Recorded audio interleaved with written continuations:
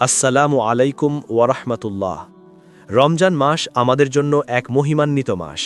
এই মাসে আল্লাহ তাআলা তার একনিষ্ঠ বান্দাদের জন্য রহমতের দুয়ার খুলে দেন। আমরা সকলেই জানি রমজানে শয়তানকে বন্দী করে রাখা হয়, কিন্তু তারপরেও আমাদের মনে একটি প্রশ্ন জাগে, শয়তান বন্দী থাকা সত্ত্বেও কেন মানুষ গুনাহ করে, কেন পাপ থেকে পুরোপুরি মুক্ত হতে পারে না?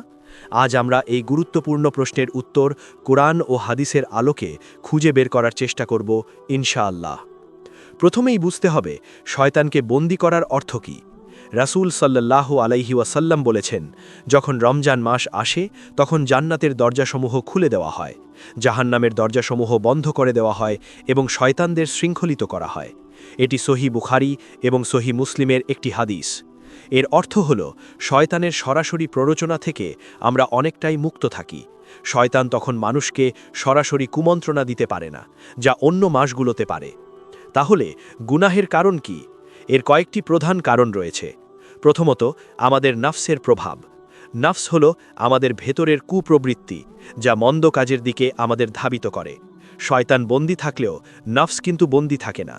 নাফসের চাহিদা, কামনা, বাসনা এবং মন্দ কাজের প্রতি ঝোঁক রমজানেও সক্রিয় থাকে।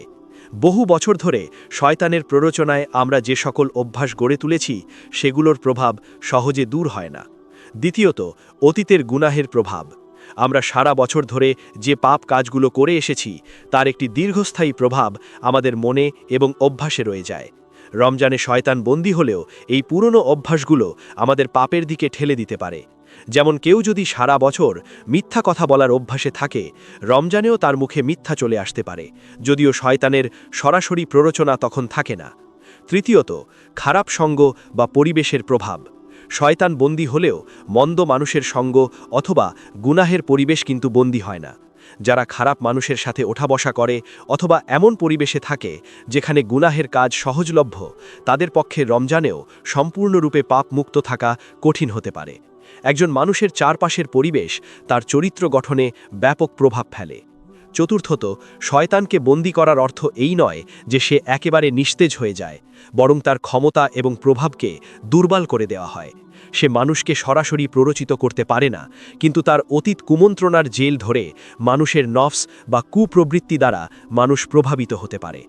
ইবনে হাজার আসকালানি রাহমাহুল্লাহ বলেছেন, শয়তানকে শিকলবন্দি করা মানে এই নয় যে তার সব কাজ থেকে তাকে পুরোপুরি অক্ষম করে দেওয়া হয়, বরং এর অর্থ হল রমজানে মুমিনদের ইবাদত বন্দেগিতে বাধা দিতে তার ক্ষমতা হ্রাস করা হয়।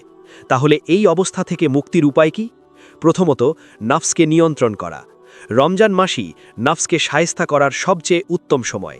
আমরা রোজা রাখার মাধ্যমে নাফসের চাহিদাগুলো দমন করি। এটি আমাদের আত্মনিয়ন্ত্রণ শেখায়।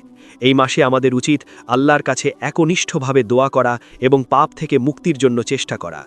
আল্লাহুম্মা ইন্নী আউযু বিকা মিন শাররি নাফসি। দ্বিতীয়ত, তওবা ও ইস্তিগফার।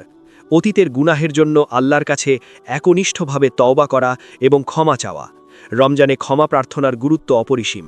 এই মাসে আল্লাহ তার বান্দাদের বেশি বেশি ক্ষমা করেন। তৃতীয়ত, ভালো সঙ্গ ও পরিবেশ তৈরি করা। রমজানে খারাপ সঙ্গ ত্যাগ করে ভালো মানুষের সঙ্গ নেওয়া এবং এমন পরিবেশে থাকা যেখানে ইবাদত সহজ হয়। মসজিদ এবং ইসলামিক জ্ঞান চর্চার মজলিসে অংশগ্রহণ করা আমাদের গুনাহ থেকে বাঁচতে সাহায্য করবে। চতুর্থত, ইবাদতে মনোযোগী হওয়া। কোরআন তেলাওয়াত, নামাজ, জিকির এবং দান সদকা, এইসব ইবাদত আমাদেরকে আল্লাহর কাছাকাছি নিয়ে আসে এবং গুনাহ থেকে বাঁচতে সাহায্য করে। সুতরাং শয়তান বন্দী থাকা সত্ত্বেও মানুষ যে গুনাহ করে তার মূলত আমাদের নিজস্ব নাফস, অতীতের পাপের অভ্যাস এবং পারিপার্শ্বিক খারাপ প্রভাব। রমজান মাস আমাদেরকে এই দুর্বলতাগুলো কাটিয়ে ওঠার একটি সুবর্ণ সুযোগ এনে দেয়।